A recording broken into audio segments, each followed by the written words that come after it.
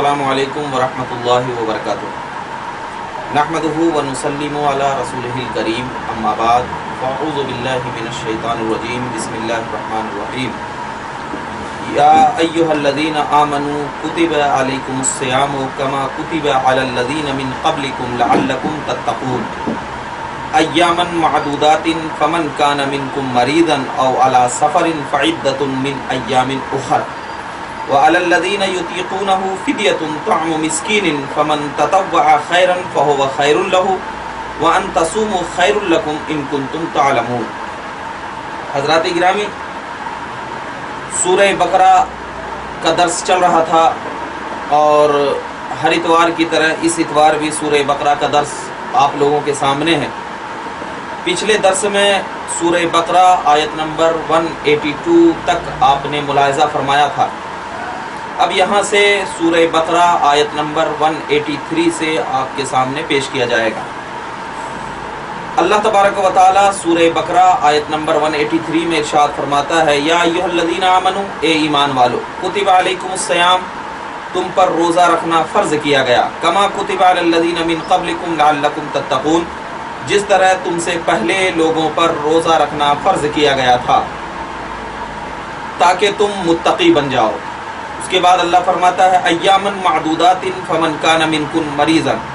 मादूदा चंद दिनों में, मादूदा गिनती के चंद दिनों में, सो जो शख्स तुम में से बीमार हो,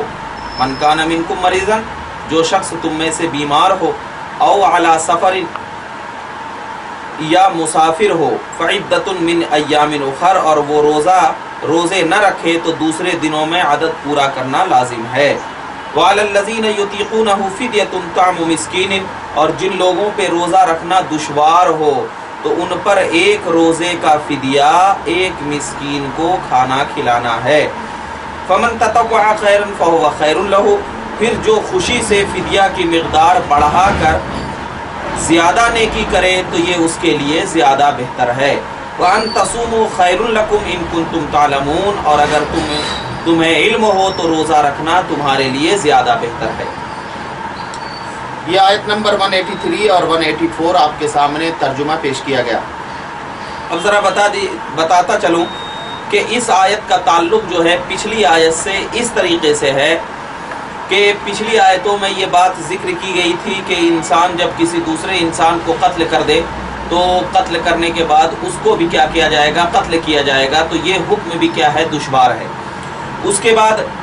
मतलब ये पेश किया गया था कि जो वसीयत करे तो उसके वसीयत को पूरा करे, अपने माल की मिल्कियत को उसके साथ दे दे, जो भी माल हो, तो ये भी क्या है, दुश्वार है। उसके बाद तीसरा ये भी क्या है, रोज़ा रखना भी उसको दुश्वार है। तो इस आयत का क्या है, रब्त और ताल्लुक़ है। अब बताता चलूँ कि अल्लाह तबारक व तआला ने फरमाया, ए ईमान वालो, तुम पर रोज़ा फ़र्ज़ किया गया जिस तरह तुमसे पहले लोगों पर रोज़ा रखना फ़र्ज़ किया गया था। तो सबसे पहले आप जानिए कि रोज़े का लुग़वी यानी डिक्शनरी में माना क्या है। रोज़े का माना किसी चीज़ से रुकना और उसको छोड़ देना, ये रोज़े का लुग़वी माना हुआ, यानी डिक्शनरी में रोज़े का माना किसी भी चीज़ से रुकना और उसको छोड़ देना, तर्क कर देना। और शरई माना यानी शरीयत में रोज़ा उसको कहते हैं कि मुकल्लफ यानी समझदार और बालिग शख्स का सवाब की नीयत से तुलुए फज्र से लेकर गुरूब आफ्ताब तक खाने पीने और जिमा को छोड़ देना, ये रोज़ा कहलाता है। और अपने नफ्स को तक़वा के हुसूल के लिए तैयार करना, ये रोज़े का शरई माना होगा। अब ये फरमाया जो गया कि तुम पर रोज़े फ़र्ज़ किए गए जैसे कि पहले के लोगों पर रोज़ा फ़र्ज़ किया गया था। तो मतलब ये है कि तमाम दिनों जितने भी अदियान थे और जितनी भी मिल्लतें थी, सब के नज़दीक रोज़ा क्या है, मारूफ़ व मशहूर था, यानी रोज़ा रखना उनके ऊपर था, उनकी शरीयत में भी रोज़ा था। चाहे वो मिस्री हो, चाहे वो यूनानी हो, चाहे वो रोमन हो, चाहे वो हिंदू हो, सब रोज़ा रखते हैं, मगर सबका रोज़े रखने का तरीक़ा क्या है, अलग अलग है। मौजूदा तौरात में भी रोज़ादारों की तारीफ़ का जिक्र है। हज़रत मूसा अलैहिस्सलाम का 40 दिन रोज़ा रखना साबित है।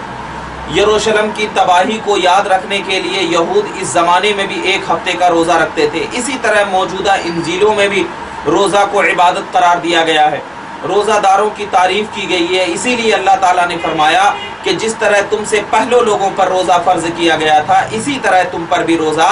فرض کیا گیا، تاکہ مسلمانوں کو روزہ رکھنے میں رغبت ہو، کیونکہ جب کسی مشکل کام کو عام لوگوں کے اوپر لاگو کر دیا جاتا ہے تو پھر وہ مشکل کام بھی کیا ہے، آسان ہو جاتا ہے۔ اب ذرا دیکھیے، علامہ علاء الدین حصف کفی رحمۃ اللہ تعالی علیہ اپنی کتاب در مختار علی حامش رد المحتار جلد 2 صفحہ نمبر 80 میں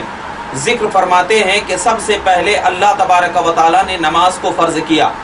پھر اس کے بعد اللہ تبارک و تعالیٰ نے زکوٰۃ کو فرض کیا، اس کے بعد اللہ تبارک و تعالیٰ نے روزے کو فرض کیا۔ کیوں؟ اس لیے کہ ان احکاموں میں سب سے آسان اور سہل جو ہے وہ نماز ہے، سب سے آسان، اس لیے اس کو پہلے فرض کیا گیا۔ اس کے بعد اگر کوئی آسان ہے تو وہ ہے زکوٰۃ دینا۔ نماز سے اگرچہ مشکل ہے لیکن کیا ہے، وہ زکوٰۃ دینا کیا ہے، مال، اگرچہ وہ آسان ہے۔ اس کے بعد اگر کوئی چیز آسان ہے تو وہ کیا ہے، روزہ ہے، کیونکہ اس میں کیا ہے، اس کے نفس کو روکنا رہتا ہے ہر چیزوں سے، تو اور عمل تجویز سے روکنا رہتا ہے، اور بہت ساری جو چیز اس کو کھانے کا دل کرتی ہے اس سے روزہ رکھنا ہے۔ اسی طرح اللہ تبارک و تعالیٰ نے سب سے پہلے آسان چیزوں کو کیا ہے، فرض کیا گیا، اور بتدریج ارکان اسلام کو نازل کیا، جیسے کہ سورہ احزاب آیت نمبر 35 میں اللہ تبارک و تعالیٰ نے ارشاد فرمایا، والخاشعین والخاشعات والمتصدقین والمتصدقات والصائمین والصائمات، نماز میں خشوع کرنے والے مرد اور نماز میں خشوع کرنے والی عورتیں، اور صدقہ دینے والے مرد اور صدقہ دینے والی عورتیں، اور روزہ رکھنے والے مرد اور روزہ رکھنے والی عورتیں۔ دیکھیے اس آیت میں اللہ تبارک و تعالیٰ نے سب سے پہلے نماز، اس کے بعد صدقات، اس کے بعد روزے کا ذکر کیا، کیونکہ کیا ہے، مشکل کے اعتبار سے سب سے زیادہ اگر کوئی چیز مشکل ہے تو وہ انسانوں کا کسی چیز سے رکنا، خاص کر کھانے پینے، جمع کرنے، فحش باتوں سے پرہیز کرنے، یہ سب تمام روزے کے حکم میں آتا ہے۔ تو اللہ تبارک و تعالیٰ نے ہمیں روزہ اللہ نے ہم پر فرض کیا، اور یہ کلام مقدس کی آیت کریمہ ہے، اور اس کے فضائل بھی حدیث مبارکہ میں بہت زیادہ ملتے ہیں۔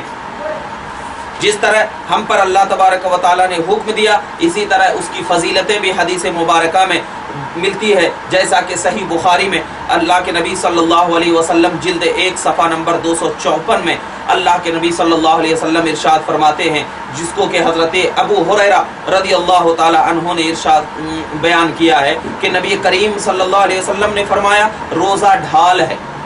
اور روزے دار نہ جمع کرے نہ جہالت کی باتیں کرے، اگر کوئی شخص اس سے لڑے یا اس کو گالی دے تو وہ 2 مرتبہ یہ کہے کہ میں روزے دار ہوں۔ اس ذات کی قسم جس کے قبضے قدرت میں میری جان ہے، روزے دار کے منہ کی بو اللہ کو مشک کی خوشبو سے زیادہ پسند ہے۔ اللہ تعالیٰ فرماتا ہے،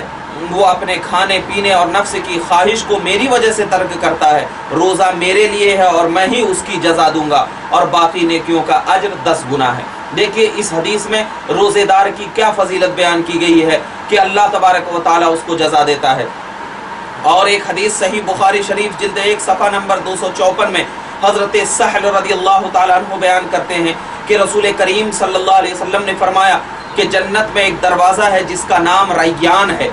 اس دروازے سے قیامت کے دن روزے دار داخل ہوں گے، اس کے علاوہ اور کوئی اس دروازے سے داخل نہیں ہوگا۔ کہا جائے گا کہ روزے دار کہاں ہیں؟ پھر روزے دار کھڑے ہو جائیں گے، ان کے علاوہ اور کوئی اس دروازے سے داخل نہیں ہوگا۔ ان کے داخل ہونے کے بعد اس دروازے کو بند کر دیا جائے گا، پھر اس میں کوئی داخل نہیں کیا جائے گا، داخل نہیں ہو سکے گا۔ اس حدیث میں بھی روزے دار کی فضیلت بیان کی گئی ہے کہ جنت میں اس کے لیے ایک مخصوص دروازہ ہے جو اس کی بڑائی اور اس کی فضیلت کا بالکل صحیح طریقے سے بیان کر رہی ہے کہ روزے دار کی کیا فضیلت ہے۔ آئیے ایک اور حدیث جو روزے دار کی فضیلت میں حضرت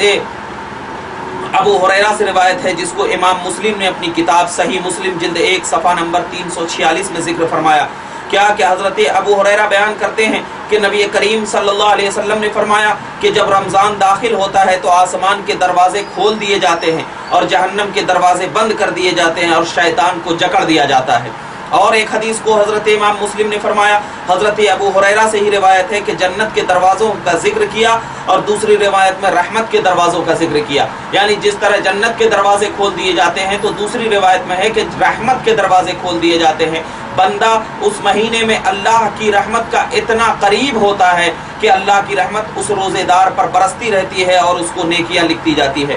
اور دیکھیے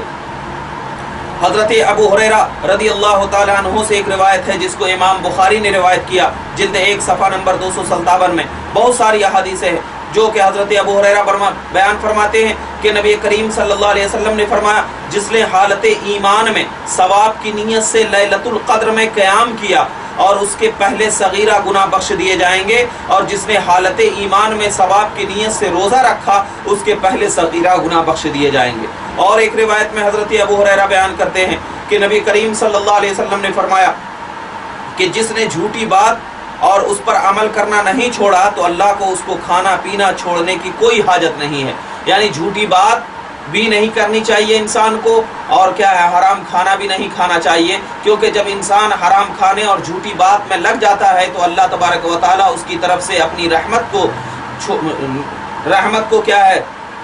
بند کر دیتا ہے، اور اللہ تبارک و تعالیٰ اس کی طرف سے اپنی نہر رحمت کو پھیر دیتا ہے۔ اور ایک روایت میں حضرت ابو ہریرہ بیان فرماتے ہیں کہ نبی کریم صلی اللہ علیہ وسلم نے ارشاد فرمایا کہ اللہ فرماتا ہے کہ روزے کے سوا ابن آدم کا ہر عمل اس کے لیے ہوتا ہے، یعنی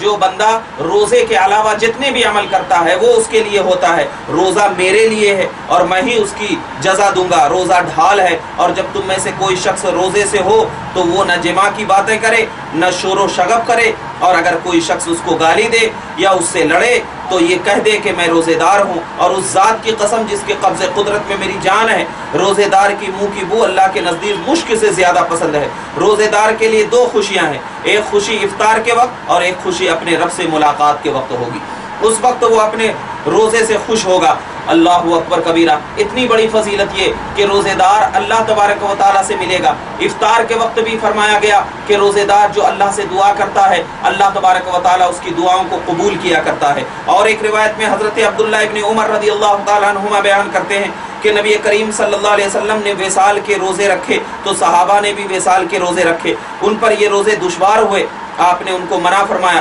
صحابہ نے کہا یا رسول اللہ آپ بھی تو وصال کے روزے رکھتے ہیں، آپ نے فرمایا تم میری مثل کون ہے، مجھے تو کھلایا جاتا ہے اور پلایا جاتا ہے۔ اس میں 2 چیزیں بیان کی جا رہی ہے، ایک تو روزے کی فضیلت بیان کی جا رہی ہے، اور دوسرا اس حدیث سے یہ بھی بتایا جا رہا ہے کہ نبی کریم صلی اللہ علیہ وسلم نے خود اپنے سے صحابہ کرام کو کہا کہ میری طرح کوئی نہیں ہے، میں بظاہر تو تمہاری طرح ہوں، لیکن کیا ہے بباطن مجھے اللہ کھلاتا ہے اور پلاتا ہے۔ اس حدیث سے ان لوگوں کا بھی رد ہے جو لوگ یہ کہتے ہیں کہ نبی ہماری طرح ہیں، تو اس حدیث کو جو امام بخاری نے ذکر کر کے اس بات کی طرف عقیدہ دے دیا ہم تمام لوگوں کو، تمام مسلمانوں کو، کہ نبی کو اپنی طرح ماننا گویا کہ حدیث کے مخالف ہے، اور جو حدیث کے مخالف ہوا کرتا ہے تو نبی کریم صلی اللہ علیہ وسلم نے یہ بتا دیا کہ کوئی میری طرح نہیں ہے۔ تو جب صحابہ نبی کی طرح نہیں ہو سکتے تو عام لوگوں کی کیا اوقات ہے کہ وہ نبی کی طرح ہوں۔ اس میں 2 چیزیں، اور ایک چیز ایک اور حدیث صحیح بخاری میں صفحہ نمبر 259 میں حضرت ابو ہریرہ ہی بیان کرتے ہیں کہ جس شخص نے رمضان کا ایک روزہ بھی بغیر عذر یا بغیر مرض کے چھوڑا تو اگر وہ تمام زمانہ بھی روزہ رکھے تو اس کا بدل نہیں ہو سکتا۔ دیکھیے، تو لہٰذا ہم کو چاہیے کہ ہم رمضان کا جب وقت آئے تو ہم اس رمضان میں کیا ہے روزہ رکھیں، نماز پڑھیں۔ اور امام مسلم نے صحیح مسلم جلد 1 صفحہ نمبر 364 میں حضرت ابو سعید خدری رضی اللہ تعالیٰ عنہ بیان کرتے ہیں کہ رسول صلی اللہ علیہ وسلم نے فرمایا جو شخص ایک دن اللہ کی راہ میں روزہ رکھتا ہے اللہ تعالیٰ اس کے چہرے کو جہنم سے 70 سال کی مسافت دور کر دیتا ہے۔ یعنی اللہ کے لیے اگر کوئی ایک روزہ رکھتا ہے تو جہنم کے 70 سال جو مسافت ہے اس کے چہرے کو اس سے دور کر دیتا ہے۔ اور حافظ منذری نے صحیح مسلم، حافظ منذری لکھتے ہیں کہ حضرت ابو ہریرہ بیان کرتے ہیں کہ رسول صلی اللہ علیہ وسلم نے فرمایا 5 نمازیں ایک جمعہ سے دوسرے جمعہ تک اور ایک رمضان سے دوسرے رمضان ان کے درمیان ہونے والے گناہوں کا کفارہ ہے جبکہ گناہ کبیرہ سے بچا جائے۔ اس کو امام منذری نے الترغیب والترہیب میں بھی ذکر کیا اور امام مسلم نے بھی اپنی کتاب الصیام میں ذکر فرمایا۔ اور ایک حدیث میں امام ابن خزیمہ نے اور امام بہقی نے بھی اس کو روایت کیا ہے کیا کہ اور صحیح حضرت سلمان رضی اللہ تعالیٰ عنہ بیان کرتے ہیں کہ ہمیں رسول صلی اللہ علیہ وسلم نے شعبان کے آخری دن خطبہ دیا اور فرمایا اے لوگو تمہارے پاس ایک عظیم اور مبارک مہینہ آ پہنچا ہے، اس مہینے میں ایک رات ہے جو 1000 مہینوں سے بہتر ہے۔ اللہ نے اس مہینے میں روزہ کو فرض کر دیا اور اس کی رات میں قیام کو نفل کر دیا۔ جو شخص اس مہینے میں کوئی نیکی کرے تو وہ دوسرے مہینے میں فرض ادا کرنے کے مثل ہے، اور جو شخص اس مہینے میں فرض ادا کرے تو وہ ایسا ہے جیسے دوسرے مہینے 70 فرض ادا کیے۔ یہ صبر کا مہینہ ہے اور صبر کا ثواب جنت ہے۔ یہ غم گساری کا مہینہ ہے اور یہ وہ مہینہ ہے جس میں مومن کے رزق میں زیادتی کی جاتی ہے۔ اس مہینے میں جو کسی روزے دار کا روزہ افطار کرائے اس کے لیے گناہوں کی مغفرت ہے اور اس کی گردن کے لیے دوزخ سے آزادی ہے، اور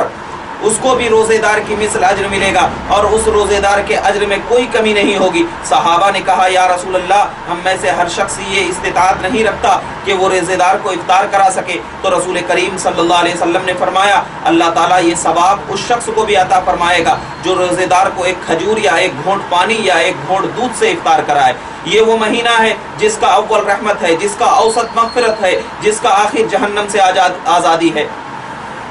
جس شخص نے اس مہینے میں اپنے خادم سے کام لینے میں تخفیف کی اللہ اس کی مغفرت کر دے گا اور اس کو دوزخ سے آزاد کرا دے گا۔ اس مہینے میں 4 خصلتوں کو جمع کرو، 2 خصلتوں میں سے تم اپنے رب کو راضی کرو اور 2 خصلتوں کے بغیر تمہارے لیے کوئی چارہ کار نہیں۔ جن 2 خصلتوں سے تم اپنے رب کو راضی کرو گے وہ کلمہ شہادت پڑھنا ہے اور اللہ سے استغفار کرنا ہے، اور جن 2 خصلتوں کے بغیر کوئی چارہ نہیں وہ یہ ہے کہ تم اللہ سے جنت کا سوال کرو اور اس سے دوزخ سے پناہ طلب کرو۔ اور جو شخص کسی روزے دار کو پانی پلائے گا اللہ تعالیٰ اس کو میرے حوض سے پلائے گا، اسے پھر کبھی پیاس نہیں لگے گی حتیٰ کہ وہ جنت میں چلا جائے گا۔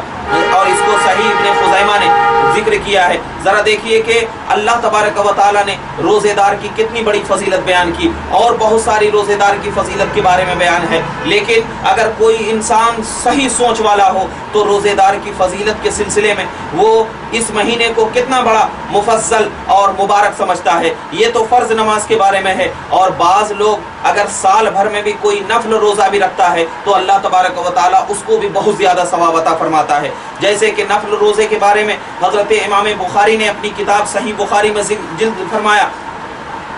صحیح بخاری جلد 1 صفحہ نمبر 265 میں اللہ تبارک و تعالیٰ کے رسول فرماتے ہیں، جس کو حضرت عبداللہ ابن عمرو بن عاص رضی اللہ تعالیٰ عنہ نے روایت کیا ہے، فرماتے ہیں کہ نبی کریم صلی اللہ علیہ وسلم نے ارشاد فرمایا اے عبداللہ کیا مجھے یہ خبر نہیں دی گئی ہے کہ تم دن کو روزہ رکھتے ہو اور رات کو قیام کرتے ہو؟ میں نے عرض کیا کیوں نہیں یا رسول اللہ؟ آپ نے فرمایا نہ کرو، روزہ بھی رکھو، افطار بھی کرو، بغیر روزے کے رہو، قیام بھی کرو اور سو بھی، کیونکہ تمہارے جسم کا بھی تم پر حق ہے اور تمہاری آنکھوں کا بھی تم پر حق ہے اور تمہاری بیوی کا بھی تم پر حق ہے اور تمہارے مہمان کا بھی تم پر حق ہے، اور تمہارے لیے کافی ہے کہ تم ہر مہینے کے 3 دن روزہ رکھو اور تمہیں ہر نیکی کا 10 گنا اجر ملے، اور یہ تمہارے لیے پورے دہر یعنی پورے زمانے کے روزے ہو جائیں گے۔ میں نے شدت کی اور کہا یا رسول اللہ میں قوت پاتا ہوں، تو آپ نے فرمایا اللہ کے نبی داؤد کے روزے رکھو اور اس پر زیادتی نہ کرو۔ میں نے عرض کیا اللہ کے نبی داؤد کے روزے کس طرح تھے؟ آپ نے فرمایا نصف دہر یعنی 1 دن روزہ 1 دن افطار۔ تو مطلب یہ ہے کہ اگر کوئی بندہ مہینے میں 15 دن یعنی 1 دن روزہ 1 دن افطار، 1 دن روزہ 1 دن افطار، 1 دن روزہ 1 دن بغیر روزے دار رہے، مہینے میں 15 دن رکھے، تو اللہ تبارک و تعالیٰ اس کو پورے زمانے کے پورے سال کے برابر روزہ رکھنے کا ثواب عطا فرماتا ہے۔ اور امام داؤد نے ایک حدیث روایت کی ہے، ابن ملحان قیسی اپنے والد سے روایت کرتے ہیں کہ رسول کریم صلی اللہ علیہ وسلم نے فرمایا ہمیں ایام بیس کے روزے رکھنے کا حکم دیتے تھے، 13ویں 14ویں اور 15ویں تاریخ کے روزے کا۔ ایام بیس کا مطلب 13ویں تاریخ، 14ویں تاریخ، 15ویں تاریخ روزے رکھنے کا، اور فرماتے تھے ان روزے سے پورے دہر کے روزوں کا اجر ملے گا یعنی پورے مہینے کے روزوں کا اجر ملے گا۔ اب ذرا دیکھیے 3 روزوں کا 10 گنا اجر ملے گا، جیسا کہ صحیح بخاری کی روایت میں ہے کہ تو ہر ماہ 3 روزے رکھنے سے پورے ماہ کے روزوں کا اجر ملے گا، اور جو شخص ہمیشہ یہ روزے رکھے گا تو اس کو تمام سال کے برابر روزے کا ثواب ملے گا۔ اور بہت سارے روزے کی فضیلتیں ہیں، جو نفل روزہ بھی رکھا کرتا ہے تو اللہ تبارک و تعالیٰ نے تو مہینے میں ہمیں رمضان کے تو فرض کیے ہیں، لیکن کیا ہے اس کے علاوہ بھی نفل روزے ہم پر کیا ہے فرض نفل روزے ہم پر کیا ہے اللہ کے نبی نے سنت فرمایا ہے اور ثواب کا ذریعہ بنا ہے۔ اب ایک بات یہ بتاتا چلوں کہ بعض روزے ایسے ہیں جس کو ہم کو کیا ہے منع فرمایا، جیسا کہ ابو داؤد شریف میں بنایا گیا کہ کچھ ایسے دن ہے جس میں روزہ رکھنا ہمارے لیے کیا ہے حرام ہے، جیسے کہ حضرت عمر رضی اللہ تعالیٰ عنہ بیان کرتے ہیں سنن ابو داؤد شریف کی جلد 1 صفحہ نمبر 328 میں کہ رسول کریم صلی اللہ علیہ وسلم نے فرمایا کہ ان دنوں میں روزہ رکھنے سے منع فرمایا۔ وہ دن کون سا ہے؟ عید الاضحیٰ کے دن، اور کیونکہ اس میں کیا ہے قربانی کا گوشت کھاتے ہیں، اور عید الفطر کے دن کیونکہ اس دن تم اپنے روزوں سے افطار کرتے ہو، یہ 2 دن۔ اور ایک روایت میں حضرت امام داؤد نے سنن ابو داؤد میں ہی ذکر کیا صفحہ نمبر 331 میں کہ حضرت عقبہ بن عامر بیان کرتے ہیں کہ رسول اللہ صلی اللہ علیہ وسلم نے فرمایا کہ یوم عرفہ، عرفات کے دن، اور یوم نحر یعنی قربانی کے دن، اور ایام تشریق ہم اہل اسلام کی عیدیں ہیں اور یہ کھانے پینے کے ایام ہیں، تو ان 5 دنوں میں بھی روزہ رکھنا کیا ہے؟ حرام ہے۔ حضرت ابو ہریرہ نے فرمایا سنن ابو داؤد کی رسول کریم صلی اللہ علیہ وسلم نے میدان عرفات میں یوم عرفہ کا روزے رکھنے سے منع فرمایا۔ اور ایک روایت میں سنن ابو داؤد کی ہے کہ حضرت ابو ہریرہ رضی اللہ تعالیٰ عنہ بیان فرماتے ہیں کہ رسول صلی اللہ علیہ وسلم نے فرمایا تم میں سے کوئی شخص جمعہ کے دن کا روزہ نہ رکھے، کیونکہ اس دن کیا ہے 1 دن کا روزہ رکھنا ہمارے لیے جائز نہیں ہے۔ ابو داؤد نے کہا یہ حدیث منسوخ ہے، کیوں کہ یہود ہفتے کے دن تعظیم کی وجہ سے اس دن کا روزہ رکھتے تھے، اس کی مشابہت کی وجہ سے اس دن کے روزے رکھنے سے منع فرمایا۔ مطلب یہ ہے کہ نہیں رکھنا چاہیے جمعہ کا 1 دن کا روزہ، یا تو جمعہ سے 1 دن پہلے ملا کر کے رکھو جمعرات جمعہ، یا تو کیا ہے جمعہ اور ہفتہ رکھو، جمعہ کا 1 دن کا روزہ نہیں رکھنا چاہیے کیونکہ اس کا حدیث میں بھی کیا ہے ذکر فرمایا ہے۔ تو آپ کو جب معلوم ہو گیا کہ روزے کی کتنی بڑی فضیلت ہے، اسی طریقے سے اللہ تبارک و تعالیٰ نے ہم پر روزہ فرض کیا۔ اب آپ کو جب روزے کی فضیلت معلوم ہو گئی تو روزہ رکھنے سے کیا ہمیں ملتا ہے، اس کے رموز و اسرار کیا ہیں، اس سے فائدے کیا ہیں، تو فرمایا گیا کتابوں میں کہ روزہ رکھنے سے کھانے پینے اور شہوانی لذتوں میں کیا ہے کمی ہوتی ہے، اس سے حیوانی قوت کم ہوتی ہے، روحانی قوت زیادہ ہوتی ہے۔ ایک تو یہ فائدے ہیں روزہ رکھنے سے۔ دوسرا فائدہ یہ ہے کہ کھانے پینے اور شہوانی عمل کو ترک کر کے انسان بعض اوقات اللہ رب العزت کی صفت صمدیہ سے متصف ہو جاتا ہے، یعنی اللہ بے نیاز ہے ان چیزوں سے، تو تم بھی اگر ان چیزوں سے بے نیاز ہو جاؤ تو اس وقت کیا ہے اللہ کی صفت صمدیہ سے تم کیا ہے متصف ہو جاتا ہے، اور بقدر امکان ملائکہ مقربین کے مشابہ ہو جاتا ہے۔ تیسرا فائدہ یہ ہے کہ بھوک اور پیاس پر صبر کرنے سے انسان کو مشکلات اور مصائب پر صبر کرنے کی عادت پڑ جاتی ہے اور مشقت برداشت کرنے کی مشق ہو جاتی ہے۔ چوتھا فائدہ یہ ہے کہ خود بھوکا اور پیاسا رہنے سے انسان کو دوسروں کی بھوک اور پیاس کا احساس ہوتا ہے، پھر اس کا دل غربا کی مدد کی طرف مائل ہو جاتا ہے۔ پانچواں فائدہ یہ ہے کہ بھوک اور پیاس کی وجہ سے انسان گناہوں کے کرنے سے کیا ہے پرہیز کرتا ہے، اجتناب کرتا ہے۔ اور چھٹا یہ ہے کہ بھوکا پیاسا رہنے سے انسان کا تکبر ٹوٹتا ہے اور اسے احساس ہوتا ہے کہ وہ کھانے پینے کی معمولی مقدار کس قدر کیا ہے محتاج ہے۔ ساتواں فائدہ ہے کہ بھوکا رہنے سے ذہن تیز ہوتا ہے اور آنکھ کی بصیرت زیادہ کام کرتی ہے۔ حدیث پاک میں ہے کہ جس کا پیٹ بھوکا ہو اس کی فکر تیز ہو جاتی ہے۔ احیاء العلوم میں امام رازی نے اس کو ذکر کیا۔ اب ذرا دیکھیے، پیٹ بھر کھانا بیماری کی جڑ ہے اور پرہیز علاج کی بنیاد ہے۔ اور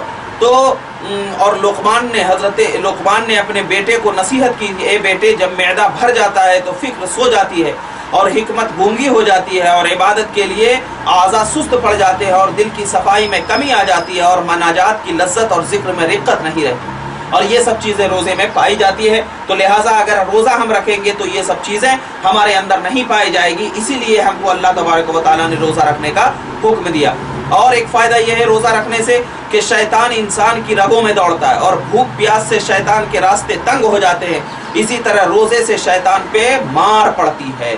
اور 10واں فائدہ ہے کہ روزہ امیر اور غریب، شریف اور خسیس سب میں فرض ہے، اس سے اسلام کی مساوات کا مؤکد ہو جاتی ہے کہ اسلام مساوات کا حکم دیتا ہے۔ 11واں فائدہ ہے کہ روزانہ ایک وقت پر سحری اور افطار کرنے سے انسان کو نظام الاوقات کی پابندی کرنے کی مشق ہو جاتی ہے۔ تو جب آپ کو روزے یہ معلوم ہو گیا کہ روزے کے کیا کیا رموز و اسرار ہے، تو آپ کو ابھی بتا دیا گیا کہ روزے سے کیا ہمیں مل رہا ہے، روزے کی فضیلتیں حدیث پاک میں کیا ہے۔ اب آئیے چند مسائل ایسے جو مختصر ہیں روزے کے تعلق سے آپ کو ذکر کرتا چلوں۔ دیکھیے، علامہ علاء الدین حصفقی نے اپنی کتاب در مختار علی حامش رد المختار جلد 2 صفحہ نمبر 107 سے لے کر 114 تک ذکر فرمایا کہ چند مسائل ذکر فرمائے کہ اگر روزے دار بھولے سے یعنی بھول کر کھا لے یا پی لے یا جمع کرے تو روزہ نہیں ٹوٹے گا، اور اگر روزے دار کے حلق میں غبار یا مکھی یا دھواں داخل ہو، خواہ اس کو روزہ یاد ہو یا اس سے روزہ یاد ہو تو اس سے روزہ نہیں ٹوٹے گا۔ کیوں؟ کیونکہ اس سے بچنا کیا ہے؟ مشکل ہے۔ تیل لگانے سے یا سرما لگانے سے روزہ نہیں ٹوٹے گا، خواہ اس کا ذائقہ حلق میں محسوس ہو یا نہ ہو۔ فسد لگوانے سے بھی روزہ نہیں ٹوٹے گا، بوسہ لینے سے بھی روزہ نہیں ٹوٹے گا بشرطے کہ اس سے انزال نہ ہو۔ احتلام سے بھی روزہ نہیں ٹوٹے گا، کلی کرنے کے بعد جو تری منہ میں رہ گئی اس کو نگلنے سے بھی روزہ نہیں ٹوٹے گا، کان میں پانی داخل ہونے سے بھی روزہ نہیں ٹوٹے گا۔ اگر دانتوں کے درمیان سے خون نکلا اور اس کو نگل لیا تو اگر خون غالب ہے تو روزہ ٹوٹ گیا، اگر خون غالب نہیں ہے تو روزہ نہیں ٹوٹے گا۔ اور اگر کوئی شخص کیا ہے استمنن یعنی اپنے ہاتھ سے انزال کیا ہو گیا، اپنے ہاتھ سے انزال کر لیا تو اس سے روزہ ٹوٹ جائے گا، اور اگر انزال نہیں ہوا تو روزہ نہیں ٹوٹے گا۔ اگر ناک کی ریٹھ کو اندر کھینچ لیا اور وہ حلق میں چلی گئی تو روزہ نہیں ٹوٹے گا۔ کسی چیز کے چکھنے سے بھی روزہ نہیں ٹوٹے گا۔ اگر رات سمجھ کر سحری کی اور صبح ہو چکی تھی، یا غروب آفتاب سمجھ کر روزہ افطار کیا اور آفتاب غروب نہیں ہوا تو روزہ ٹوٹ گیا، اور اس پر صرف قضا ہے، کفارہ نہیں۔ اگر کوئی شخص رمضان کے روزے میں عمدن جمع کرے، جان بوجھ کر اپنی بیوی سے جمع کرے، یا عمدن دوا یا غذا کھائے یا پیے، تو ان تمام صورتوں میں قضا بھی ہے، کفارہ بھی ہے، اس کا روزہ بھی ٹوٹ گیا۔ اور اگر خود قے آئے اور وہ اس کو واپس حلق میں نہ لوٹائے تو روزہ نہیں ٹوٹے گا، خواہ قے منہ بھر کر آئے یا منہ بھر کر نہ آئے، کیونکہ کیا ہے اس نے قے کر رہا نہیں بلکہ قے ہو جا رہا ہے، اور وہ بے اختیاری شے ہے، اور بے اختیاری شے سے روزہ نہیں ٹوٹتا۔ اور اگر روزہ نہیں ٹوٹتا، اور اگر خود بخود واپس حلق میں چلی جائے پھر بھی روزہ نہیں ٹوٹے گا، خود بخود چلے جائے اگر لینا۔ اور کیا ہے، اور اگر عمدن قے لوٹائی تو روزہ ٹوٹ جائے گا بشرطے کہ منہ بھر قے آئی ہو، یہ مختار مذہب ہے۔ اور اگر از خود قے کی تو اگر منہ بھر کر قے کی تو اجماعاً روزہ ٹوٹ گیا، اور اگر صرف اس میں قضا ہے، کفارہ نہیں۔ روزہ میں کسی چیز کو بلا عذر چکھنا یہ مکروہ ہے، اور دانستہ چبانا مکروہ ہے، یعنی جان بوجھ کر چبانا مکروہ ہے، اور معانقہ کرنا یہ بھی کیا ہے؟ مکروہ ہے۔ مونچھوں پہ تیل لگانا، سرما لگانا مکروہ نہیں، مسواک کرنا مکروہ نہیں، خواہ شام کے وقت مسواک کی جائے۔ تو لہٰذا آپ کو یہ چند مسائل جو روزے کے تعلق سے بیان کی گئی ہے، اس میں کیا ہے؟ روزہ کو آپ کو روزے کی فضیلت بیان کی گئی، اور روزے کا کیا ہے؟ آپ کو چند مسائل بھی بیان کیے گئے۔ تو اللہ تبارک و تعالیٰ نے فرمایا کہ یا ایھا الذین آمنوا کتب علیکم الصیام کما کتب علی الذین من قبلکم لعلکم تتقون۔ اس کے بعد اللہ تبارک و تعالیٰ نے فرمایا ایاما معدودات کہ چند گنتی کے دنوں ہیں، گنتی کے چند دنوں میں سے فمن کان منکم مریضا جو تم میں کہ کیا ہو؟ بیمار ہو یا سفر میں ہو تو اس کے لیے دوسرے دن کیا ہے؟ روزہ رکھا جائے گا۔ اس تعلق سے اس آیت کی تفسیر میں فرماتے ہیں کہ علامہ ابو اسحاق شیرازی شافعی لکھتے ہیں المہذب ما شرح المہذب میں، کیا کہ جو شخص مرض کی وجہ سے، بیماری کی وجہ سے روزہ رکھنے پر قادر نہ ہو تو روزہ رکھنے کی وجہ سے اس کو مرض کے بڑھنے کا خدشہ ہو اور اس مرض کے زائل ہونے کی توقع ہو تو اس پر روزہ رکھنا واجب نہیں ہے، اور جب مرض زائل ہو جائے تو اس پر روزوں کی قضا کرنا واجب ہے، جیسا کہ اس آیت میں ہے کہ فمن کان منکم مریضا او علی سفر فعدۃ من ایام اخر۔ اور اگر کسی شخص نے صبح کو تندرستی کی حالت میں روزہ رکھا پھر بیمار ہو گیا تو وہ روزہ توڑ دے، کیونکہ ضرورت کی وجہ سے اس کے لیے روزہ توڑنا جائز ہے، اور ضرورت متحقق ہے، لہذا روزہ توڑنا جائز ہے۔ ایک تو یہ ہے۔ اور علامہ نووی شافعی لکھتے ہیں شرح المہذب میں کہ جو شخص کسی ایسے مرض کی وجہ سے روزہ رکھنے سے عاجز ہو جس کا مرض زائل ہونا متوقع ہو، یعنی ختم ہونا متوقع ہو، تو اس پر اس وقت روزہ رکھنا لازم نہیں، اور اس پر قضا لازم ہے۔ یہ اس وقت ہے جب اس کو روزہ رکھنے سے مشقت ہو رہی ہے، اور اس میں یہ شرط نہیں کہ اس کا مرض اسی حالت کو پہنچ جائے کہ اس کے لیے روزہ رکھنا ممکن ہی نہ ہو، بلکہ ہمارے اصحاب نے یہ کہا ہے کہ افطار کے مباح ہونے کی شرط یہ ہے کہ روزہ رکھنے سے اس کو مشقت ہو اور اس کو پورا وقت بیمار رہتا ہو، بخار رہتا ہو، تو روزہ رکھنے کی نیت نہ کرے، اور کسی وقت بخار ہو اور کسی وقت نہ ہو تو اگر روزہ شروع کے وقت بخار ہو تو روزہ کی نیت نہ کرے، اور اگر بخار نہ ہو تو روزہ کی نیت کر کے پھر اس کے بعد بخار آ جائے تو اور روزہ توڑنے کی ضرورت ہو تو روزہ توڑ دے۔ اسی طرح اگر تندرست آدمی صبح روزہ رکھے اس کے بعد بیمار ہو جائے تو اس کے لیے بغیر کسی اختلاف کے روزہ توڑنا جائز ہے۔ یہ تو امام شافعی کا مسلک ہے۔ امام احمد حنبل کا مسلک ہے کہ علامہ ابن قدامہ حنبلی لکھتے ہیں المغنی جلد 3 صفحہ نمبر 41 پہ کہ تمام اہل اسلام کا اس پر اجماع ہے کہ مریض کے لیے روزہ رکھنا جائز ہے، مریض کے لیے روزہ نہ رکھنا جائز ہے، اور اس کی دلیل سورہ بقرہ کی آیت ہے کہ جو تم میں کا مریض ہو یا بیمار ہو۔ لیکن مریض ایسا مریض ہے کہ اس کا مرض اگر روزہ رکھے گا تو بڑھ جائے گا تو اس کے لیے روزہ رکھنا جائز نہیں ہے۔ اور امام مالک کا مسلک یہ ہے کہ اپنی الجامع الاحکام القرآن جلد 2 صفحہ نمبر 276 میں علامہ قرطبی مالکی لکھتے ہیں کہ مریض کی 2 حالتیں، ایک یہ کہ حالت یہ ہے کہ اس میں روزہ رکھنے کی مطلقاً طاقت نہ ہو، اس حالت میں اس پر روزہ رکھنا واجب ہے، اس حالت میں اس پر روزہ رکھنا واجب نہیں ہے۔ اور دوسری حالت یہ ہے کہ وہ تکلیف اور مشقت برداشت کر کے روزہ رکھ سکتا ہو تو اس حالت میں اس کے لیے روزہ رکھنا مستحب ہے، اور اس صورت میں صرف جاہل ہی روزہ رکھے گا۔ اور جمہور علماء نے یہ کہا ہے کہ جب روزہ رکھنے سے کسی شخص کو درد ہو یا تکلیف پہنچے یا روزہ رکھنے کی وجہ سے مرض کے طول پکڑنے یا زیادہ ہونے کا خدشہ ہو تو اس کے لیے روزہ نہ رکھنا جائز ہے۔ امام مالک کے مذہب کے ماہرین کا یہی مذہب ہے۔ آپ دیکھیں علامہ ابو بکر جساس حنفی امام اعظم ابو حنیفہ کا مذہب لکھتے ہیں احکام القرآن جلد 1 صفحہ نمبر 174 میں کہ امام ابو حنیفہ، امام ابو یوسف اور امام محمد نے کہا کہ جب یہ خوف ہو کہ اس کی آنکھ میں درد زیادہ ہوگا یا بخار زیادہ ہو جائے گا تو روزہ نہ رکھے۔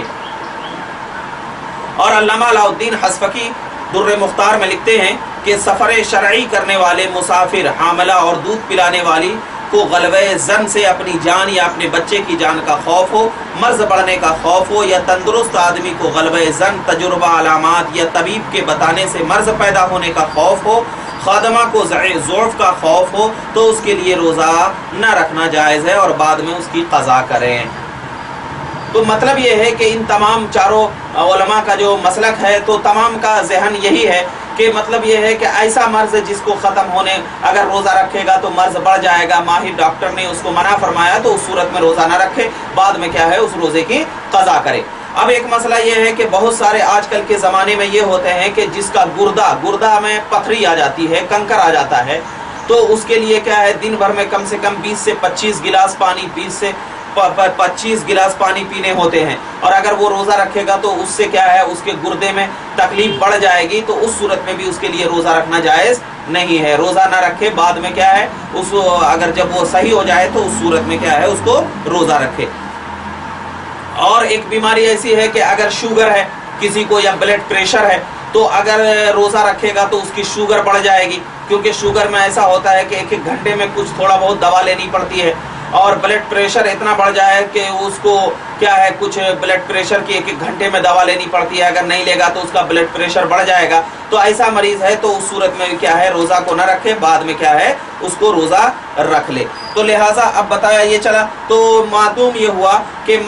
فمن کان منکم مریضاً، جو تم میں کا کیا ہو مریض ہو، او علی سفر، یا سفر میں ہو، تو فعدۃ من ایام اخر، تو اس کے لیے کیا ہے دوسری حالت ہے۔ تو ایام سفر کا مطلب یہ ہے کہ کوئی شخص سفر کر رہا ہے تو کیا ہے اس صورت میں اگر وہ سفر پر روزہ رکھنے کی طاقت رکھتا ہے تو روزہ رکھ لے، اس کے لیے مستحب ہے، رکھ لے سکتا ہے۔ اور اگر کیا ہے روزہ رکھنے کے باوجود بھی، اگر قادر ہونے کے باوجود بھی روزہ نہیں رکھ پا رہا ہے سفر کی حالت میں تو اس کے لیے کوئی احکام نہیں ہے، سفر کے بعد جب مقیم ہو جائے تو اس کے لیے روزہ رکھے، اور اس کی آیت یہ ہے من ایام الاخر۔ اب ایک آیت وہ ہے وَعَلَى الَّذِينَ يُطِيقُونَهُ فِدْيَةٌ طَعَامُ مِسْكِينٍ فَمَن تَطَوَّعَ خَيْرًا فَهُوَ خَيْرٌ لَهُ۔ اللہ تعالیٰ نے فرمایا کہ جن لوگوں پہ روزہ رکھنا دشوار ہو تو ان پر ایک روزے کا فدیہ ایک مسکین کو کھانا کھلانا ہے۔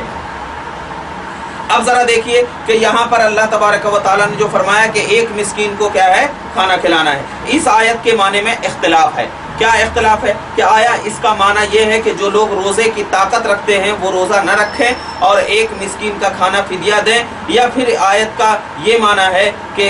کوئی دوسرا کہ بوڑھا شخص ہو کہ وہ روزہ نہیں رکھ سکتا ہے تو وہ کیا کرے کہ اپنے روزے کا فدیہ ایک مسکین کو کھانا کھلائے، کیا معنی ہے؟ تو اس آیت میں فرمایا گیا کہ اگر اس آیت کا معنی یہ مراد لیا جائے، کیا مراد لیا جائے کہ جو لوگ روزہ رکھنے پر قادر ہو پھر بھی وہ کیا ہے روزہ نہیں رکھنا چاہتے تو ایک مسکین کو کھانا کھلائے، تو اگر یہ لیا جائے معنی یہ لیا جائے تو یہ آیت کیا ہے دوسری آیت سے منسوخ ہے۔ پہلی آیت دوسری آیت سے کیا منسوخ ہے؟ آیت سورہ بقرہ آیت نمبر 185 کہ فمن شہد منکم الشہر فلیصمہ، تم میں سے جو شخص اس مہینے میں موجود ہو وہ ضرور اس ماہ میں کیا کرے روزہ رکھے۔ تو اگر یہ معنی مراد لیں گے تو اس آیت سے اس کو منسوخ مانا جائے گا۔ یا اگر اس آیت میں یطیقونہ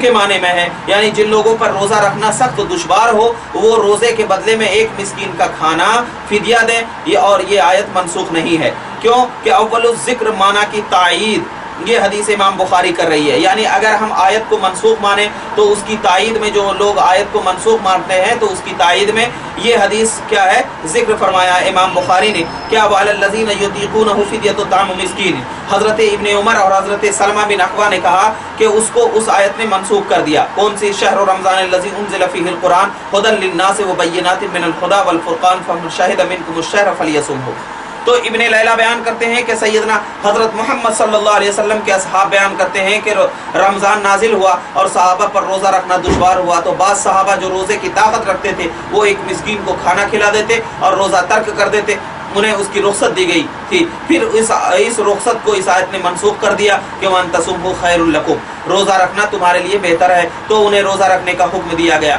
نافع روایت کرتے ہیں کہ حضرت ابن عمر نے فدیۃ طعام مسکین کو پڑھا اور فرمایا یہ منسوخ ہے۔ تو اب جو لوگ منسوخ مانتے ہیں ان کی دلیل یہ ہے، اور جو لوگ منسوخ نہیں مانتے ہیں ان کی دلیل امام دارقطنی روایت کرتے ہیں، سنن دارقطنی جلد 2 صفحہ نمبر 204 میں کہ اکرمہ بیان کرتے ہیں کہ حضرت ابن عباس رضی اللہ تعالیٰ عنہما نے فرمایا کہ جب بوڑھا شخص روزہ رکھنے سے عاجز ہو تو وہ 1 مد یعنی 1 کلو طعام کھلا دے۔ اس حدیث کی سند صحیح ہے۔ اب ذرا دیکھیے کہ اب جو لوگ یہ منسوخ مان رہے ہیں تو ان کی دلیل یہ ہے۔ امام دارقطنی نے کہا کہ اور سند کے ساتھ مجاہد عطا سے حضرت ابن عباس کی روایت ذکر کی اور کہا کہ اس کی سند صحیح ہے۔ اور ایک حدیث میں امام دارقطنی نے بیان کیا کہ حضرت ابن عباس رضی اللہ تعالیٰ عنہ بیان فرماتے ہیں کہ بوڑھے شخص کو یہ رخصت دی گئی کہ وہ روزہ نہ رکھے اور ہر روزے کے بدلے میں ایک مسکین کو کھانا کھلائے، اس پر قضا نہیں، اور اس حدیث کی سند بھی کیا ہے صحیح بیان کی گئی ہے۔ تو اب ذرا دیکھیے ان تمام احادیثوں سے یہ ثابت ہوا کہ یہ آیت منسوخ نہیں ہے، اور جو کسی دائمی مرض یا بڑھاپے کی وجہ سے روزہ نہ رکھ سکے وہ فدیہ دے، اور اس کے علاوہ جو ان تصوموا خیر لکم ہے اس کا معنی ہے مسافر اور مریض کا روزہ بہتر ہے۔ یہ آیت فدیہ کی ناسخ نہیں ہے۔ امام مالک کو یہ حدیث پہنچی، حضرت انس بن مالک بوڑھے ہو گئے حتیٰ کہ وہ روزہ رکھنے پر قادر نہ رہے تو فدیہ دیتے تھے، اور امام مالک کو یہ حدیث پہنچی کہ حضرت عبداللہ ابن عمر سے سوال کیا گیا کہ حاملہ عورت جب اپنے بچے کی جان کا خوف ہو اور اس پر روزہ دشوار ہو تو کیا کرے؟ فرمایا وہ روزہ نہ رکھے اور ہر روزے کے بدلے میں ایک مسکین کو 1 کلو گندم کھلائے۔ تو اب ذرا بتائیے کہ ان تمام احادیثوں سے تو یہ بات ثابت ہو رہی ہے کہ وہ آیت کیا ہے؟ منسوخ نہیں ہے۔ تو اب جب آیت منسوخ نہیں ہے تو اسی بنیاد پر ہم جو منسوخ نہیں ہے، جمہور کا قول یہی ہے کہ وہ آیت کیا ہے؟ اس سے منسوخ نہیں ہے۔ جو بوڑھا ہے تو اب وہ بوڑھاپے کے بارے میں روزہ نہیں رکھ سکتا ہے تو اس کی بات یہی ہے کہ اب وہ آیت کریمہ کو منسوخ نہ مان کر کے وہ اگر بوڑھے پر قادر ہے یا کوئی ایسی بیماری ہے جو کہ مرض مہلک ہے تو وہ کیا ہے؟ روزہ نہیں رکھ سکتا ہے، تو اس پر قضا بھی نہیں ہے، اور کیا ہے؟ اپنے 1 روزے کے بدلے میں 1 مسکین کو کیا ہے؟ کھانا کھلا دے، وہ اس کا روزہ ادا ہو جائے گا۔ یہ تمام مسائل ان کے تحت ذکر کیا گیا۔ اب آئیے آگے آیت کریمہ میں اللہ تبارک و تعالی فرماتا ہے شہر رمضان الذی انزل فیہ القرآن ھدی للناس وبینات من الھدی والفرقان فمن شہد منکم الشہر فلیصمہ۔ رمضان کا مہینہ جس میں قرآن نازل کیا گیا، لوگوں کو ہدایت دینے والا اور روشن دلیل ہدایت دینے والی اور حق و باطل میں فیصلہ کرنے والی۔ فمن شہد منکم الشہر، تو سو تم میں سے جو شخص اس مہینے میں موجود ہو وہ ضرور اس ماہ کے روزے رکھے۔ وَمَنْ كَانَ مَرِيضًا أَوْ عَلَىٰ سَفَرٍ فَعِدَّةٌ مِّنْ أَيَّامٍ أُخَرَ، اور جو مریض یا مسافر ہو اور روزہ نہ رکھے تو وہ دوسرے دنوں سے مطلوبہ عادت پورا کرے۔ يُرِيدُ اللَّهُ بِكُمُ الْيُسْرَ وَلَا يُرِيدُ بِكُمُ الْعُسْرَ، اللہ تمہارے ساتھ آسانی کا ارادہ فرماتا ہے اور تمہیں مشکل میں ڈالنے کا ارادہ نہیں فرماتا۔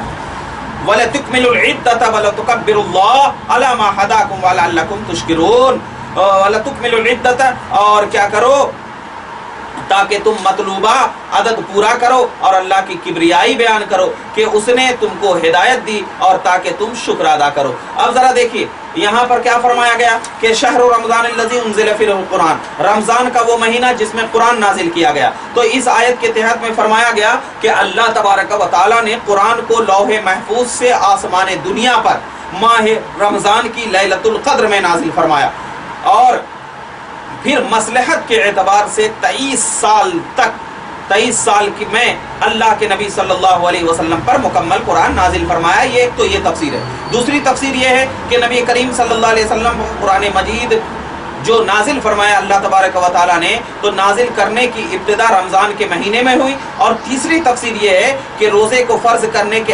अहकाम माह रमज़ान में नाजिल हुए। ये तीनों तफसीर है। हाफिज़ इब्ने असाकिर अपनी सनद की साथ रिवायत करते हैं तारीख़ इब्ने असाकिर में कि हज़रत जाबिर बिन अब्दुल्लाह रज़ियल्लाहु ताला अन्हुमा बयान फरमाते हैं कि अल्लाह अज़्ज़ा वजल ने इब्राहीम अलैहिस्सलातु वस्सलाम पर सहाइफ़ रमज़ान के पहली शब में नाजिल किए और हज़रत मूसा अलैहिस्सलातु वस्सलाम पर तौरात रमज़ान की छठी शब में नाजिल की और हज़रत ईसा अलैहिस्सलाम पर इंजील रमज़ान की 18वीं शब में नाजिल की और हज़रत सैयदना मोहम्मद सल्लल्लाहु अलैहि वसल्लम पर कुरान रमज़ान की 24वीं शब में नाजिल फरमाया। तो अब ज़रा बताइए कि रमज़ान का महीना कितना मुबारक महीना है कि इसी महीने में अल्लाह तबारक व तआला ने हसब मसलहत कुरान करीम का नुज़ूल फरमाया और हदीस के एतबार से। अब इमाम राज़ी लिखते हैं कि रमज़ान में कुरान को क्यों नाजिल फरमाया गया। तफसीर कबीर जिल्द 2 सफ़ा नंबर 120 और 121 में इमाम राज़ी लिखते हैं कि मुजाहिद ने कहा कि रमज़ान अल्लाह का नाम है, रमज़ान अल्लाह का नाम है और रमज़ान के महीने का माना यह है कि अल्लाह का महीना। और नबी करीम सल्लल्लाहु अलैहि वसल्लम ने रिवायत किया है, बयान किया है कि ये ना कहो कि रमज़ान आया और रमज़ान गया, बल्कि ये कहो कि रमज़ान का महीना आया और रमज़ान का महीना गया, क्योंकि रमज़ान अल्लाह के अस्मा में से है और ये अल्लाह के अस्मा में से एक अस्मा है। एक तो ये कौल। दूसरा कौल ये है कि रमज़ान महीने का नाम है जैसा कि रजब और शाबान महीने का नाम है। खलील से मनकूल है कि रमज़ान रमज़ा से बना है और रमज़ा खरीफ की उस बारिश को कहते हैं जो ज़मीन से गर्दो गुबार को धो डालती है। इसी तरह रमज़ान भी उस उम्मत के गुनाहों को क्या करता है, धो डालता है। इसीलिए रमज़ान का महीना रमज़ान रखा गया। अब ज़रा बताइए, सो तुम क्या फरमाया गया अल्लाह ने कि फमन शहीद मिनकुमुश शहर, तो जो शख्स इस महीने को पाए, इस महीने में मौजूद हो तो वो रोज़ा रखे। तो अब इस बज़ाहिर इस आयत से तो ये राबित होता है कि कोई शख्स ऐसा होता है जो कि इस महीने को नहीं पाता है, तो गायब रहता है, तो क्या वो रोज़ा रखेगा या नहीं रखेगा। मगर अजीब बात ये नहीं है, बल्कि क्या है, अल्लाह तबारक व तआला हर गायब को जानने वाला है, हर चीज़ का मुशाहिदा करता है, हर चीज़ को जानता है। तो मालूम क्या हुआ कि अल्लाह तबारक व तआला ने जो फरमाया कि जो इस महीने को पाए और इस महीने को मौजूद हो, इस महीने में रहे, तो वो क्या करे, इस महीने को मैं रोज़ा रखे। और जिसको ये महीना मिले ही नहीं तो अब उसके लिए क्या है, रोज़ा रखना मशरू ही नहीं हुआ, क्योंकि रोज़े की मशरूइयत इस महीने के मौजूद होने के साथ क्या है, मुतहक्कक है। लिहाजा रोज़े की मशरूइयत की बुनियाद पर हमको क्या है, इस महीने में रोज़ा रखना है। जैसे कि एक इलाका है, एक मुल्क है कितबीन, वहाँ पर क्या है, 6 महीना दिन रहता है और 6 महीना रात रहती है। तो वहाँ के रहने वाले रमज़ान के महीने में हाजिर नहीं होते, तो इसीलिए कितबीन के रहने वालों पर रमज़ान के रोज़े फ़र्ज नहीं है। तो लिहाजा देखिए, तो जब रमज़ान के रोज़े फ़र्ज नहीं है तो लिहाजा अब उसमें ये नहीं है। अब एक मसला इसमें यह है कि बाज़ लोग सऊदी अरब में रहते हैं और सऊदी अरब के एतबार से वहाँ रोज़े भी रखते हैं। और रोज़ा अभी सऊदी अरब में क्या है, हम लोग यहाँ पर से 1-2 दिन पहले मनाया जाता है रोज़े का चांद देख करके। तो अगर वो सऊदी अरब के हिसाब से रोज़ा रखता हुआ हिंदुस्तान आया तो ईद कैसे मनाएगा, ईद कैसे मनाएगा और किस तरीके से ईद कहा जाएगा। तो मज़ाहिब अरबा के मुहक्किकीन फ़ुक़हा के नज़दीक क्या है, बिलाद बईदा में इख्तिलाफ़ मताले मोतबर है। बिलाद बईदा में इख्तिलाफ़ मताले मोतबर का मतलब ये है कि अगर शहर दूर हो या मुल्क दूर हो तो जहाँ का जो मतला है उस एतबार से उसको क्या है, अदा करना पड़ेगा। जैसे हिंदुस्तान का मतला यानी हिंदुस्तान में चांद कब नजर आया तो उस एतबार से वो रोज़ा रखेगा, और अगर सऊदी अरब में जो मतला है उस एतबार से उसका रोज़ा रखेगा। मतलब ये है कि कोई शख्स अगर सऊदी अरब में रोज़ा रखा और क्या है, रोज़ा रखने के बाद वो यहाँ पर आया تو اب یہاں کے اعتبار سے یعنی ہندوستان آیا تو اب ہندوستان کے اعتبار سے اس کو روزہ رکھنا پڑے گا اور ہندوستان کے اعتبار سے اس کو کیا ہے عید منانی پڑے گی. اور ایسے ہی مسائل یہ ہیں کہ اگر کوئی شخص ہندوستان میں روزے کی حالت میں گیا 28 کو وہاں عید ہو گیا تو اب اختلاف مطالعے کے اعتبار سے وہاں کیا کرے گا عید منا لے گا. ایسے ہی اور کوئی شخص کیا ہے یہاں بھی تو مطلب یہ ہے کہ اختلاف مطالعے کی بنیاد پر اس کو یہ کیا جائے گا. اب اس کے بعد اللہ تبارک و تعالیٰ نے فرمایا کیا فمن کان مریضا او علی سفر فعدۃ من ایام اخر. مطلب یہ ہے کہ اور جو مریض یا مسافر ہو اور روزہ نہ رکھے تو وہ دوسرے دنوں سے مطلوبہ عادت پورا کرے. اس حکم کو دوبارہ اللہ تبارک و تعالیٰ نے بیان فرمایا. کیوں یہ بیان فرمایا کہ یہ جو وہم ہے وہم نہ ہو کہ یہ رخصت کیا ہے منسوخ ہو گئی ہے, ایسا وہم نہ ہو. تو اب اس آیت سے یہ بھی بات معلوم ہوگی کہ یہ آیت منسوخ نہیں ہے بلکہ جو مریض ہو مہلک بیماری میں ہو تو لہٰذا معلوم ہوگا کہ یہ آیت منسوخ نہیں. جمہور فقہاء احناف نے 3 دن کی مسافت کا اندازہ لگایا ہے, یعنی جو اگر مسافر ہے تو اس کی کم سے کم مدت کتنی ہو 3 دن سفر کر سکے. یعنی آج کل کے اعتبار سے اگر کوئی 92 کلومیٹر جانے کا ارادہ کر رہا ہے تو وہ مسافر ہے. اب اس کے اعتبار سے کیا ہے اس کے اوپر روزہ رکھنا ضروری نہیں ہے, بعد میں بھی روزہ رکھ سکتا ہے. اب دیکھیے یہ تو اس کے لیے ہے فعدۃ من ایام یرید اللہ بکم اليسر ولا یرید بکم العسر. اللہ تبارک و تعالی آسانی کا ارادہ فرماتا ہے اور کیا ہے اس کے اوپر اس کا ارادہ نہیں فرماتا,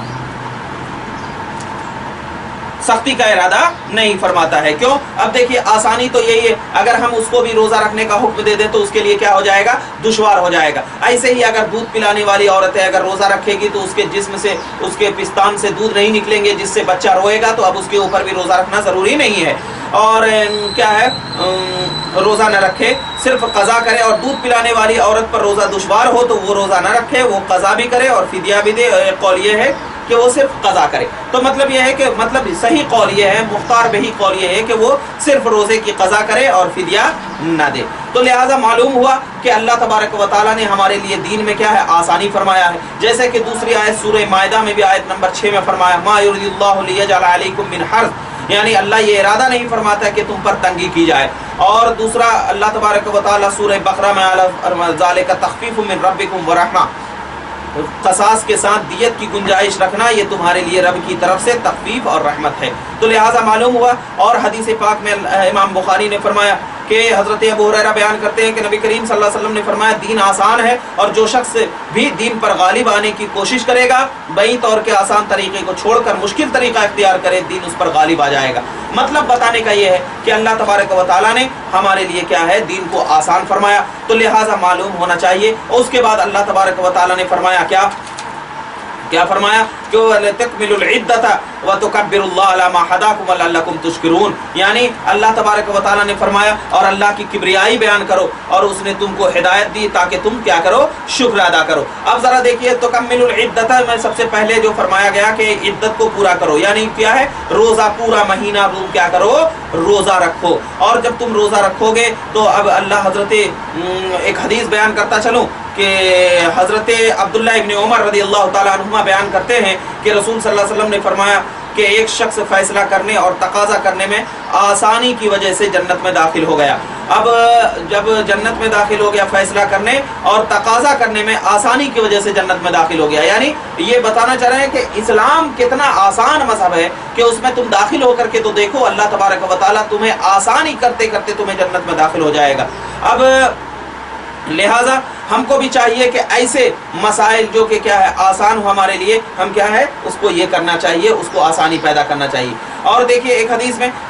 تو اللہ تبارک و تعالیٰ نے فرمایا کہ عدت کو پورا کر کے کیا کرو اللہ کی کبریائی بیان کرو. یعنی کیا ہے حضرت ابن عباس فرماتے ہیں کہ جب مسلمان شوال کا چاند دیکھے تو ان پر حق ہے کہ وہ اللہ کی تکبیر کرے, یعنی اللہ کو اللہ اکبر کہے حتیٰ کہ وہ عید سے فارغ ہو جائے. اور ظہری نبی صلی اللہ علیہ وسلم سے روایت کرتے ہیں کہ آپ عید الفطر کے دن جب عیدگاہ جاتے تو تکبیر پڑھتے اور جب نماز پڑھ لیتے تو تکبیر منقطع کر دیتے. یعنی مطلب یہ ہے کہ اس میں اللہ اکبر تکبیر کہنا کیا ہے واجب ہے. اور اس کے بعد کیا ہے اور اللہ کا شکر ادا کرنا ہے, یعنی کیا ہے 2 رکعت جو عید کی نماز پڑھتے ہیں اس میں اللہ کا شکر ادا کرنا ہے. تو لہٰذا اس میں معلوم آپ کو یہ ہو گیا کہ رمضان کا مبارک مہینہ ہے, پھر رمضان کے مبارک مہینے کے بعد اگر کوئی چاند دیکھ لے تو اس میں کیا ہے تکبیر کہے, اللہ کا شکر ادا کرے, نماز پڑھے, پھر آپس میں اتحاد इत्तेहाद व इत्तिफाक की दर्स दे, और दर्स देने के बाद क्या है तुम अल्लाह रब्बुल इज़्ज़त की बारगाह में दुआएं करे। तो अगर हम ये तमाम चीज़ें करेंगे तो इंशाअल्लाह तबारक व तआला अल्लाह भी हमसे राज़ी हो जाएगा और अल्लाह के रसूल भी हमसे राज़ी हो जाएंगे। तो लिहाजा मालूम हुआ कि अल्लाह तबारक व तआला ने हम पर रमज़ान और उसके रोज़े को जो फ़र्ज़ किया, ये हमारे गुनाहों को मिटाने का एक ज़रिया है।